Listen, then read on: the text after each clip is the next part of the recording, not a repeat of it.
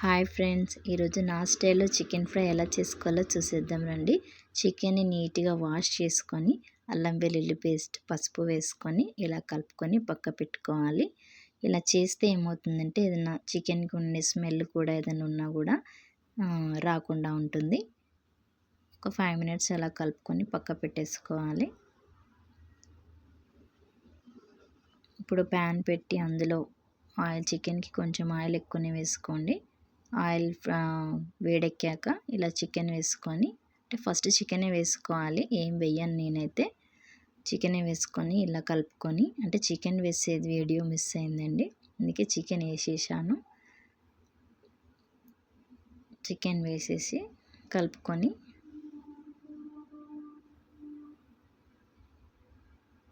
మూత పెట్టేసుకోవాలి. ఆయిల్ అనేది మంచిగా కొంచెం పైకి వచ్చేదాకా చూసుకోవాలి. ఇప్పుడైతే అప్పుడప్పుడు మధ్యలో కలుపుతూ ఉండాలండి, చికెన్ మాడిపోతుంది. ఎందుకంటే మనం అల్లం వెల్లుల్లి పేస్ట్ వేసాం కాబట్టి మాడిపోతూ ఉంటుంది.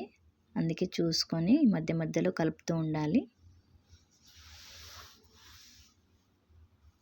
ఇప్పుడైతే నేను ఆనియన్స్ వేస్తున్నానండి.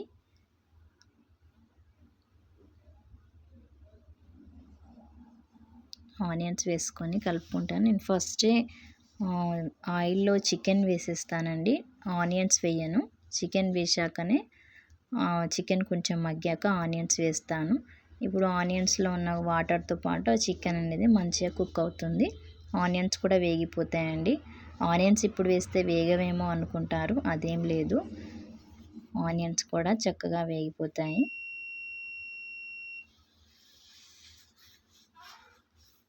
చికెన్ ఎప్పుడైనా అలాంటి చెలాకీతోటే కలపాలండి. నేను చెలాకీ అంటాను, మరి మీరేమంటారో తెలియదు.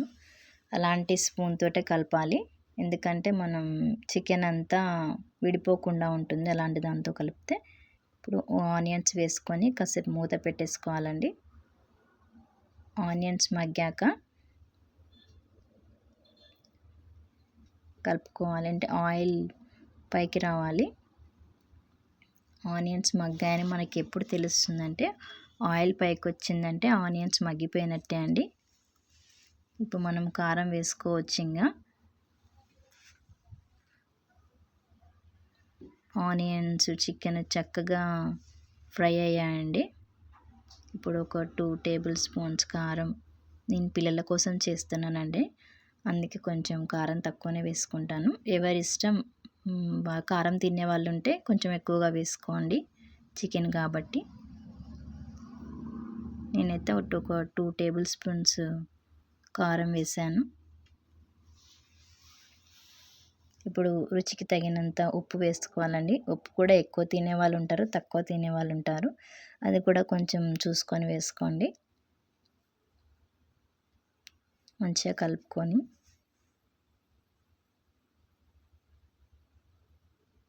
ఇలా చేసి చూడండి. అంతే, ఆనియన్స్ మనం తర్వాత వేస్తే గ్రేవీ అనేది వస్తుందండి.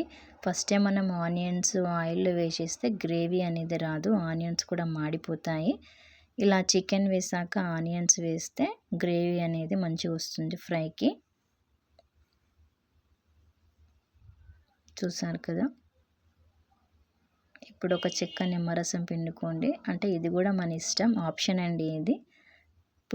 పుల్లగా తినాలి అనుకున్న వాళ్ళైతే కొంచెం నిమ్మరసం పిండుకోండి. కొత్తిమీర వేసుకొని ఒకసారి కలుపుకొని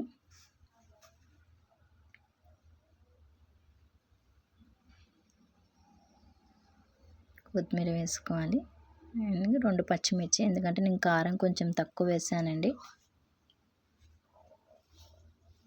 అందుకే 2 పచ్చిమిర్చి అలా వేసాను.